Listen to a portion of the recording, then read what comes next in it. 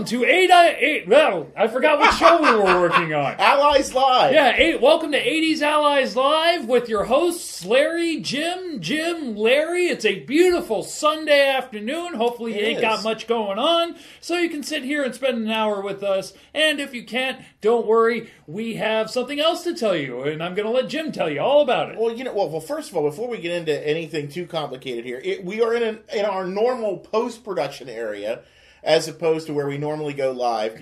And one of the reasons we don't normally go live here is because the internet here can be a little touchy? Yes. So if something should happen, yes. Intimidating? Indeed. Useless? Exactly. Crap. We'll go with that. Okay. So if anything should happen, just know that we are doing this for post-production as well. So in a day or so, this will also be up on YouTube for you to review.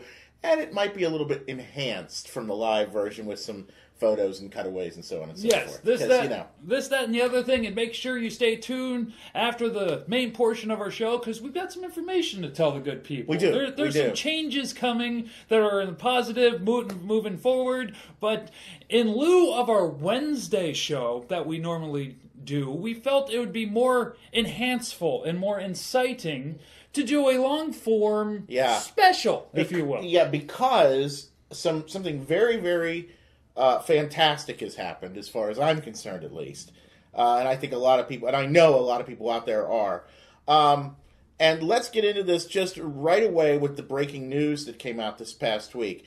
Trend Enterprises, who is known for producing school supplies for teachers and so forth, everything from things for billboards to awards to calendars, workbooks, pencils, you name it. Balloons, teaching materials. Yeah, you name it, they do it, and they have been doing it since the 70s. And one of the things they are probably most well known for, especially talking about the 80s, is their scratch and sniff stickers and the line that they had called Stinky Stickers. Well, there has been a report last week. Breaking news, if you will, that Trend is going to reissue a number of the 24 different scents, to be exact, in the classic style, and two collector's albums that they're going to put out to bring back the Sticker Craze and so on and so forth. And so we thought we had to talk about this, and we had to bring this to the masses. The Sticker Craze in the 80s is something we've never really talked about. We've touched on it briefly, like ever so briefly. We skimmed over it, much like I used to skim vermouth over my martinis. It was just like, here it is. Sort of a breeze. Go away. Right. Nobody needs you anymore. But we do need this, because this is big stuff right here. Yeah. Hi, Garrett. Good to see you. Thank you for joining us. And always, of course, with the live shows, by all means, interact with us. But, yeah, the Sticker Craze. Now, you were born what year exactly? 82. Yeah, so you caught maybe the very, very tail end of the Sticker Craze. Would that be a fair statement? When I was 5 and 6, I remember, because this was a United States phenomenon. Didn't really go over to Europe, because in Germany I remember collecting Alf stickers, but that was for an album. You know, they had the specific albums, but that had nothing to do with Trend Enterprises. That was something totally different. Yeah. But we're going to focus on Trend today, so we're not going to promote any other stickers other than... Well, we're going to talk about their brand particularly, but we'll mention other ones as we talk about the Sticker Craze. But I remember kids having albums, full albums of different stickers that they would either stick in their album or they would leave on that film that's on the back of the stickers. I don't know what that's called. The wax paper? Yeah. Is that what that is? I guess so. It's not necessarily wax. Like in this case here, this is actually a vintage Stinky Sticker pack. It's sort of a paper. It's more of a paper than it is a wax.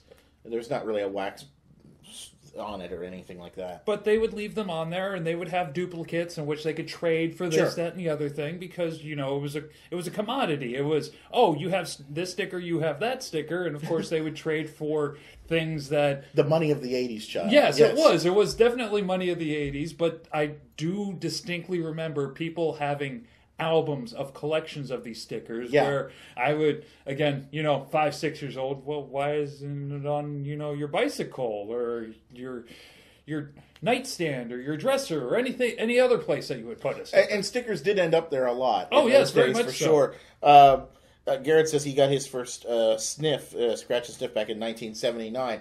And that's a valid point. Sniff stickers, when they started, was right around 1978, 1979. They really started to come into the reality and into people's consciousness and everything else. That I can comment on, because when I was a wee lad, everybody wanted Scratch and Sniff stickers. Oh yeah, of course. Everybody wanted Scratch and Sniff stickers. Well, and that's largely what caused the sticker craze in the first place. What ultimately ended up happening was that as Trend and Creative Teaching Press, there were a couple other companies that really specialized in providing the teachers, started saying, hey, let's do Scratch and Sniff stickers. Teachers were getting them. I remember right from kindergarten on, and I went to kindergarten in 1980.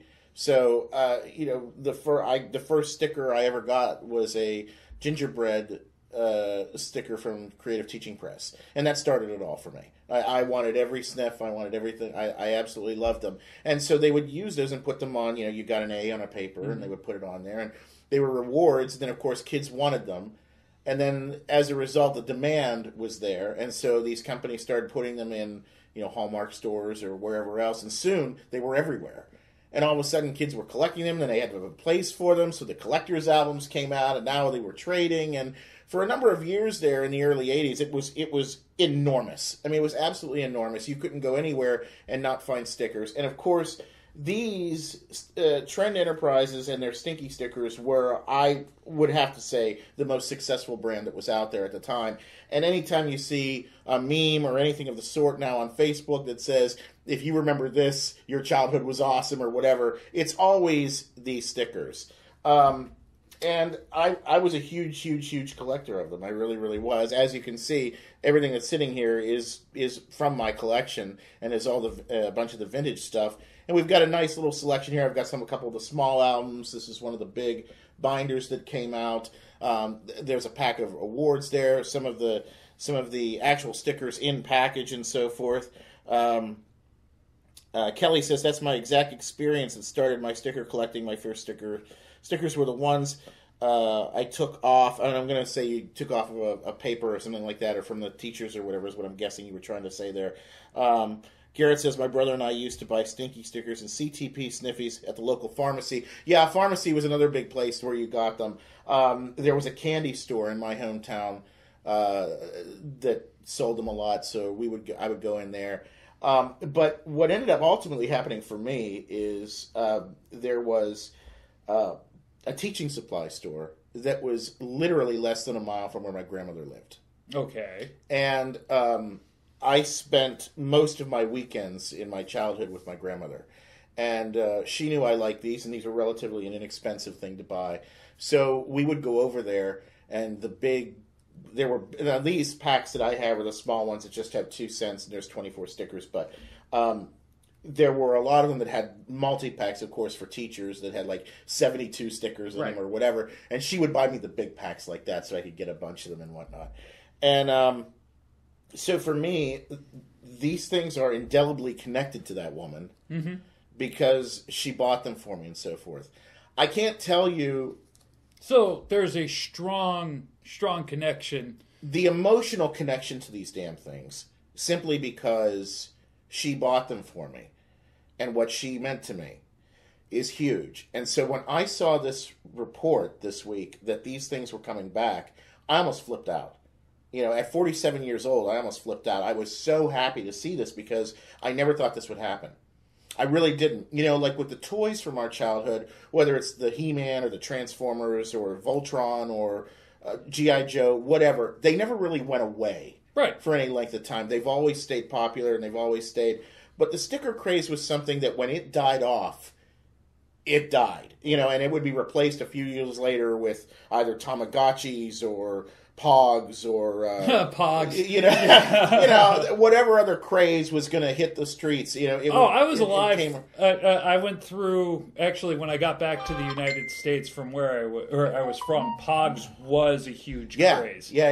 And my little sister had a Pog making machine to show you how much money is. I didn't even know they made those. Yeah, they made a Pog making machine. It was a little circle that you could cut out, and you could make your own Pogs and do the thing.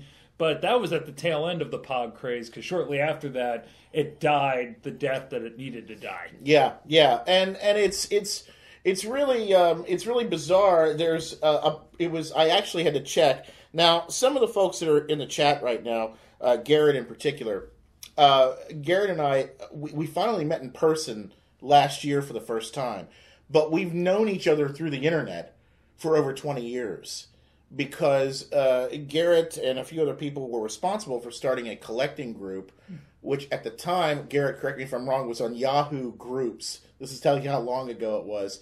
And I joined this thing, and there has always been this small group of people that stayed very, very loyal to these things and continued to collect and trade and everything else all these years. And so there's this group of people online that I've known for all these years, most of which I've never met in person. But we all know each other, and we're all connected because of these stickers and so forth. So a nice little small community of you and... It is, but I will tell you in the last year or so, because of all the nostalgia that's going on, these groups, of course, have transferred over to Facebook and other forms of social media. And now these groups are growing like wildfire because it's all these people that are, reconnecting with their youth or whatever that are now our age group, and they've got that expendable income and they're going back. And a lot of these things, as far as collectability goes, and Garrett's just saying, some of these things are so rare or whatever, and they are, and as a result, they carry a value, and they carry, in some cases, carry a very high value. The large packs that have a lot of different ones in them, they can command hundreds and hundreds of dollars. I've seen it, or even like a pack like this. I mean, the shape this is in, it's unpunished. You've got 2 cents. This is one of the holiday cents. It was obviously designed for Thanksgiving, so you've got Spice and Pilgrim were the cents here. Oh, wonderful. But what does a pilgrim smell like? Well, and it's not. What does a pilgrim smell? I can tell you what a pilgrim really smells like. What would you guys say that this smells like? It's sort of a candy sort of scent or whatever. Oh, that is not what a pilgrim would smell like. I think neither the pilgrim nor the Native American that is drawn on this image smelled anything like the sticker. But we wish they would. Yeah, they would have, because that would have smelled like manure and dried sweat. Everybody, probably, and body odor and other things. But it is kind of curious to see if they wanted to do a vulgar type smelling sticker, if something like that is out there. There are. There's. I know in the original. Ironically, most of the stickers in this line smelled great, even though they call them stinky. Yeah. But there is a skunk one, and it smells dead on to a skunk. But there have been some other ones that have produced some rather foul scents over the years. I remember Gordy had a barnyard scent, rotten egg. They had a few dead fish. They had a few other ones that were... guys, remind me, which one did the cod liver oil? There was one that did a cod liver oil scent. That's disgusting. Yeah, no, they've done them over the years. There's been some ones that you're thinking to yourself, why? But you have to keep in mind that the same years this is happening, there's crossover going on with the whole gross out craze. So you had the Garbage Pail Kids, and you had things like that going on, Mad Balls. So it sort of was one of those things where it was almost natural that they were going to do some rather odoriferous ones that were, rather foul. So Trend is coming out with a new line. Do you know what they are going to release in that new line? So they are releasing 24 different scents in what they call the inaugural wave. So I'm assuming they plan to do more. I'm hoping they plan to do more. I'm hoping they release all of them that they had originally, and I'd love to see them do some new scents, but in the classic style designs. Because what ultimately happened with these over the years, and this is something that some of the folks in the chat have referred to, stinky stickers never truly went away. The line continued. What ultimately happened is they changed... 104? Yeah. Wow. What ultimately happened is they changed the design of these, and they went from having this... If you look at these stickers, they have somewhat of a matte finish on them. Right. And the microencapsulation process changed to a cheaper version that gave them a glossy finish, and the scent did not last near as long or anything like that. For instance, if you have glossy stickers today, they have no scent. There's no scent. Whereas these are over 40 years old, and they still smell like they're brand new. So that's one of those things that altered, and when that happened, it pretty much killed the craze. It really, really did. I think Garrett referred to it earlier in the chat there. So when I was in 4th grade, my sticker craze was in full force. Yeah, it was for everyone back then. Everyone had a sticker album. It was just the way it was. But so one of the things that Trend did mention in terms of bringing these back is they're returning to the matte style. Okay. So they're going back to the old version. But one of the other things that Trend did change after they went glossy is they changed the designs completely. And these more rudimentary drawing type things went away, and they were much more complicated and different colors. And I guess they assumed that made them better, but I think for those of us that grew up with these, it made them worse. We like these designs. So they still make Stinky stickers and have all these years. It's just that now they're issuing a retro line, and it will have a couple different albums, collector's albums coming out. One of them looks like it's brand new with new artwork that they had not done before. The other one takes this binder and takes this cover, which I'm going to try to... I don't like if things in here. And takes this cover, basically, and turns it into the cover of the actual album. They couldn't see it because you got a RoboForce guy. Oh, well, sorry. Well, we put RoboForce over I'll put Max over there, yeah. So they're taking this design, extending it out, and that'll be the cover of the other binder. May I? Yeah, let me take this out of here because it keeps falling out. There's a couple of things in here that I took notice to. One is what you got your sticker in, which is this. Now, for regular people, they'll be like, "Oh, that's a cute sticker holder." This is not a sticker holder. No. This initially is used for coins. Correct. And that's what it's for. They're for quarters. Coin collectors. Now, we might as well show this. So, one of the things that's big, if you decide to collect these, maybe you're watching this and you are a huge collector. Let's scale back. I don't mean to cut you off, but let's scale back. Say you're somebody like me. You've never collected stickers. Never done this before, sure. But you want to get into it. Where would you start? eBay. Where would you suggest somebody, a novice, would start so they wouldn't get hosed? Definitely join the groups that are on Facebook and so forth, the collectors groups for things like this. It's a very friendly group. We will help you out. The second thing That's the big thing. I'm glad you said that because there are there's other interesting fan groups that are out there that gatekeep like nobody's business. Oh, not this group. From what I understand, everything that we talked about before we went into broadcast, this is a very open, very friendly group. They want you to get the stickers they don't have. One of the things I found from joining this group was that over the years is the incredible... I talked about the emotional connection I have to them because of my grandmother. Right. There are 100 stories just like that. There is something about this very, very simple type of collecting or whatever, and how people came to these stickers initially that is just very emotional for them or whatever that drives this collection. It really, really does. And so I think as a result of that, people in this hobby they're happy about it and they want to share it and they want it to be part of other people's lives. Whereas with toy collectors, where my I want this and this one's rare, and so I have to compete with this guy to get. It's not really like that with these. I think Trend said at one point they had released over 1 billion stickers. Oh, then yeah. During the craze, so I mean, it's not like there's a shortage of them out there. Now, does that mean certain things aren't more rare than others? No, there are things that are more rare than others and drive a value. But for the most part, even as just a casual collector, you can get into this hobby for relatively inexpensive. Okay. Tell me how you would go about it. Once you join the groups, what I would do is move to eBay. eBay is the easiest way you're going to find old stickers and so forth. And the thing of it is, and I'll point this out, this is something, despite this being a collector's item for any number of years, I've never seen them at a toy show. Oh. I've never seen them at a toy show. I've never seen them at a trade show like that. Dealers just simply tend to not carry this type of stuff. So you really are, like I said, it's a small collector's market. So you go to eBay and buy the cheap stuff first. Before you immerse yourself into this really expensive hobby, I mean, you can get an individual sticker sometimes for anywhere from $1 to $4 for the cheaper ones. So you can get, and if you want to, you can collect these individual ones. And then, as you alluded to, what I do is I put them and these little coin things to protect them.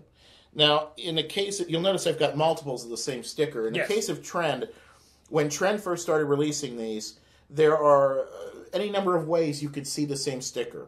The first is without the trademark logo on it, which were the earliest ones that were released. Once they trademarked, there's a trademark logo, and then ultimately when they switched over to the glossy design.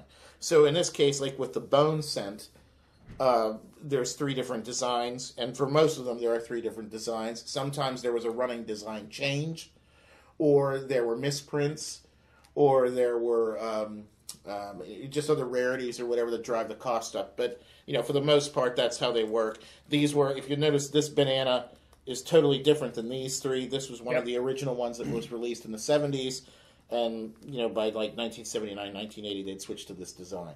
So, there you go. And that's the reason I keep them in here is it keeps them very, very well protected. One of the things that, you and I talk about in the show, we've got a lot of people on the show that are probably seeing us for the first time. Yes. One of the things that we... Hello, we're glad that you're here. Thank you for joining us. One of the things that we insist on a lot is making sure to inform people on how the best way to care for their collections is. Because as we move forward, toy collecting is a relatively new thing. In the grand scheme of things, people have been doing it for maybe 30, 40 years at most. New toys, yes. We're not talking about the not tin the tin ones toys and stuff like that. I'm talking about the antiques, because those are antique dealers. The renaissance of toys that happened in the 70s. So we're talking from action figures on. Yeah. And the problem with that is that nobody ever dreamed that people would be keeping this plastic alive for 40, 50 years and beyond. And as a result, these things have started to degrade over time. Plastic outgasses, as does rubber. We've got the Iron Sheik beating up Hogan here, which is a running gag on the show. But what it does show you is 2 different types of plastic there. You've got a more brittle plastic in Hogan. You have this rubber material that is in Sheik. But, over time, this stuff starts to break down because of the outgassing and so forth. And that happens with anything. And paper products, such as the stickers and so forth, are no different. These things do break down if they're not very well cared for. You can see with Hogan, there's 3 different types of yellow on him. And 2 based on the fading, based on the outgassing, and so forth. So, there you go. So, and get back to your position. Yeah, so... That's enough out of you. Yeah, and Garrett says the bubbles naturally turn yellow, sadly. Yes, a lot of the plastics will yellow over time if they're exposed to ultraviolet light. So any of the stickers, of course, would fade, lose their scent. So you want to keep them in a cool, dry place, out of direct sunlight. For those of you, I know in one of the forums I'm part of, some people have been posting the last few days that, hey, does anybody have them on display in their home? I do have one of the posters that Trend had put out back in the day in a frame in my home on display. It is completely out of direct sunlight, and the glass that's over it actually has a UV blocker on it to make sure that no UV could get to it and degrade the poster at all. So things like that are expensive too when you do that, but ultimately they're extremely important because it's what allows you to preserve your collection. So by all means, make sure that when you're doing this, you're preserving your collection because you want it to last forever and be able to pass it on to your children, grandchildren, whatever. Now, you made mention that over 1 billion stickers, over 1 billion stickers were made, which means the product's out there, which means this isn't... Well, I'm curious on how it feels as far as saturation goes. The market doesn't seem like it was saturated to the point where it would turn people off to collecting these things. No, not at all, because in most cases what happened is kids stuck them everywhere. Yeah. So 1 billion didn't survive. You know what I mean? There's so many that went, just as an example, this over here is awards that were put out, and of course a teacher would put a sticker on the award, fill it out, and hand it to you. And most of those, I'm sure, got thrown out over the years. These are some other sealed packs that I have. Most of those got thrown out over the years, so they just didn't survive. Or the people that were sticking them on their bicycles, or the other things like that. I know I stuck one on a slide outside one time. It's stuff like that. Things just did not survive. So it's not oversaturated to the point where there's no value in it. There is value in it. And again, for some of the rarer stickers, now this, I just picked this up, and I haven't even taken it out of the packaging that it came in when I won the auction, but here's another award that has the shark sticker on it, and that shark sticker is fairly rare. There's a blueberry fruit pie that came out later in the line that's pretty rare. Certain ones, the sticker might be, an individual sticker might be $14, $15, $16. So, some of the things do get a little bit more expensive. And then there's certain things that did not have the saturation that you might think they did from other lines. I know we're primarily talking about Trend right now, but Spindex was a company that did a lot of different things that was for kids. Like they would do marker sets and different types of stationery with or erasers that were all in. I know they did a Voltron erasers, yes, which I think you're familiar with. And they did their own line of scratch and sniff stuff. And so what they did was they actually crossed over the characters, much like there are characters on the albums and stuff here. They crossed over those characters into any number of things, from Christmas ornaments to stampers to scented pencil toppers to all these types of things. They're exceedingly rare. They're very, very rare. But there's also not a huge demand for them. Mm-hmm. So they don't command. It's not like something where, even though it's rare, it's not going to command $300. It's just not. There's not that much of a drive for it. It just depends on what the stuff is and what brand it is. Trend, without a doubt, carries some of the heaviest prices for sure, especially on like the peripheral items like these albums. These albums originally, when you got them, came with pages in them, and you could buy extra pages. Those pages are rare, especially if they're unused, mm-hmm, and so they're very expensive when you see them online. Mellow had a ton of products too. Yes, they did. Mellow Smello really did a lot of the crossover stuff and that kind of thing. This hobby is nowhere near its peak yet. We're maybe 0.5% of popularity of sports cards, comics, toys, etc. Yeah, I would agree with that completely. It is a very small community that you're dealing in. It is, but what's happening is it's expanding exponentially in the last few years, again, largely because of social media and the memes and everything else, and people being reminded that these things existed. And now, because they're our age and they've got that expendable income, they're going, gee, I wonder if I still have my sticker book, and then they can't find it, and then it's, boy, I'd like to have a few. And do you think that the growth that the sticker community is about to, because it seems like there's about to be a surge. That is what those of us that are big collectors and have been around a long time are hoping for. I was hoping for a surge. We're hoping for another second golden age of sticker collectors. Do you think the surge is going to help or hinder? In terms of price? Oh, well, not in terms of price, but in terms of fandom, in terms of this, that, and the other thing. There's no question that it's going to help in terms of fandom and in terms of people that are into it, for sure. I think it's going to expose a new generation to a very affordable hobby.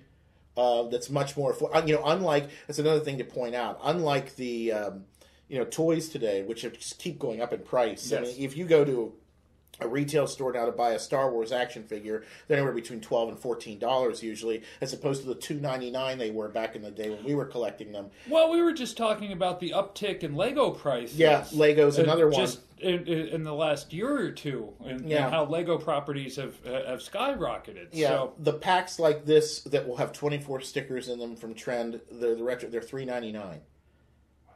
It's an affordable hobby that anybody can get into, for sure. And one of the other things that they're doing, and I didn't point this out before, is I'm going to need this one for this. You didn't point any of this out before. Where the trademark logo is on these, right?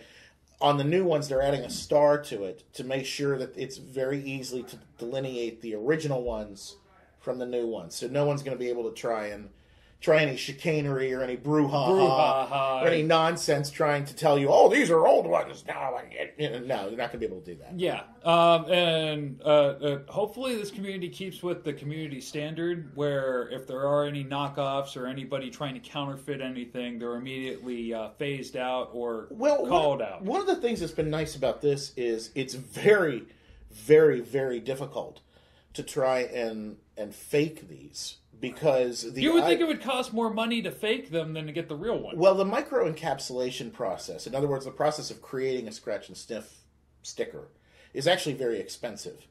So for somebody to try to get into that, to fake them, there's not enough profit margin in faking it for somebody to try and buy a machine that's going to do that. Now, there have been any number of people over the years that have tried to create a way to sort of fake a scratch and sniff sticker. not really all that successfully. So, this is not really something that really they can fake, which is a good thing. But there are people that will try and do some other things, whether they don't understand because they're just getting into it or whatever. I've seen a certain collectible store, I'm not going to say a name, because they are very well known nationwide. They managed on a collection of these things. They're selling them online. And one of the things they did, you'll notice this sheet has 2 different stickers on it. Yes. Okay. There were a handful of these put out back in the day where there were 2 cents on one page. And that's the only way they came. They decided to transfer stickers to create a full sheet. And you can tell they did it because a couple of the stickers are just this crooked. And they really messed up because it was one that was supposed to be just 6, and now there's 12 of them, and they were never released that way. So, and again, because they're not completely straight, they faked it. So there are certain things to look for if you're trying to collect, the full sheets. You have to be very, very cautious that everything is lined up, that nobody tried to take a single sticker and put it on there to make a full sheet, because the full sheets will command a lot more money. So that you have to be very, very, very careful with. Very careful with. You're asking if the sneaker was the one they did that for. No, the one that I saw online that did that was Raspberry, and they had a full sheet of them. I think the auction's actually still up. But hey, look, it is what it is. You can see they're crooked. I'm not the one that put out the bad product, so if they get lambasted for it, not my problem. Yeah, we're just here to inform, just to let you know what's out there. Yeah, be careful. Keep your eyes open. As always with any collectible, let the buyer beware. Yes. So you do need to be cautious. I'm not going to tell you that there's not. There's some people that have a few of them laying around and they see the money online and think, "Oh, I'm going to put it up there," but they don't know the difference between matte and glossy finishes. They don't put that listing in the auction. They don't know what they're talking about. I've had that happen over the years where you've got to pay very close attention to the picture and know what you're looking for. There are things like that. And that's where, again, the community will help you. We will help you do that type of stuff and identify that type of stuff. As you can tell, Jim is very passionate about his sticker collection. I am. I'm very, well, and like I said, and I've said why. It reminds me of her, and, I love it. Do you have a favorite sticker? Do you have an all-time knockdown, drag-out, this is the one that I love the most? That's the one, damn it. That's the one I've got to have. Yeah. It's probably this one here, the turkey, that smells like spice, and I love this thing. I love this thing. I also love the spearmint scent, which looks like this little frog that's walking along and kind of bebopping. I have one in here. I'll show that one. It's a very, very popular image that most people who collect these things know. Now, for those of you who can't have intimate detail of what Jim's looking at, these are very well cared for. These, like, the amount of detail and they're kind of like your children after a while. He took immaculate care of this collection to make sure that everything was stapled and put together. There's the spearmint one. I'll have to do on the post-production version of this. I'll do a close-up of the little guy. But I love that I love the image. It took you a while to realize what the heck it was. I used to think it was just a little green monster, but it is actually supposed to be a frog, as I understand it. But, let's see what else we got going on here. The spearmint frog, absolutely. Well, I have a favorite sticker, too. Which is? Mr. Yuck. Walked right into that one, didn't you? I sure did. All right. Well, there's the skunk sticker, by the way. Oh, there is the skunk sticker. About. Yeah. Well, we want to thank Trend for coming out with a new way for kids to mildly vandalize their neighborhoods. Absolutely. And it's very, very nice that they got that going on. And just to let you know, I have already ordered a new set. You've already ordered a new set? They should be here, I would assume, in a few weeks at the latest. When they come in, I ordered a full set, and I ordered a couple packs I could tear open. And I ordered both of the collector's albums, so of course we're going to sit here and look at them and scratch and sniff and Well, we got that to look forward to. Yeah, which sounded far more drug addicted than we're going to scratch and sniff these stickers, man. Yeah, well, that's, what are you going to do? Well, and because Trend are very, very nice, or have been very, very nice to us and have continued to be nice to us, we're just going to let that one slide. Because we could go down a rabbit hole we could. Definitely don't want to go down. I also want, I want to point that out. Over the years, the Collectors Group has had any number of occasions to email Trend for something, and they have always been very, very kind. I remember the first time we did it, this is years ago, I don't recall why I emailed them to find something out. We were trying to confirm whether something had existed or not. And they were able to make the confirmation and whatnot. But then the woman I was talking to in customer service said, "Wait, there are collectors groups?" She had no idea. And she's like, "Wait, why did I have to send her links?" And then apparently everyone in the office was looking at it. So there were a number of years where they didn't even realize that there were collectors groups. And I think one of the things I did want to bring up before we move on from this, when this company started, it was a teacher that started it. She started it with the idea that there was not enough material to put together bulletin boards and such. And so she decided to design it, put it out there, and make it available. And it became stickers, and it became this, and it became that. But that's a rather limited market when you think about it. They're just selling to schools. They're just selling to teachers. And then all of a sudden, overnight, demand goes through the roof for these stickers. And for like a, 3-4 year period, they were rock stars, man.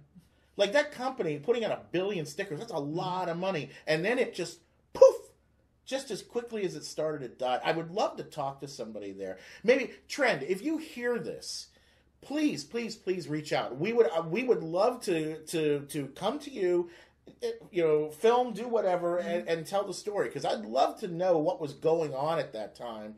What is the CEO thinking when all of a sudden, like, they go from X number of orders, and that order, like, quintuples, over a period of like a month and a half, 2 months, where all of a sudden it just explodes? Is it like, oh man, we've hit the big time? Like, what happens in that, in that moment? Well, what you're talking about is actually a very, very nice segue into some of the information that we're going to be putting out here shortly. Indeed. Because of what I decided to do for my future and what's going on. Yeah. Because what you're describing that happened in the 1980s. Or 70s, 80s, and someone's going back to school for a degree in American Studies, and this would make a major American Studies project. It would. Finding out the difference between scratch and sniff stickers. Yeah, it would. So, Trend, let us know. We've got a guy, who's headed for his doctoral. Headed for my doctor. Don't put the cart before the horse yet, my friend. Yeah, no, I'm pushing you. I'm putting it there. You're pushing it there. I'm going for the Give gusto here. Give me about 4 years to build up on that. We're pushing for it. We're going for it, man. So apparently I've been saddled to now get my doctorate, even though I don't have a master's degree yet. But you'll be all right. You're going to get there. Okay. You'll be fine.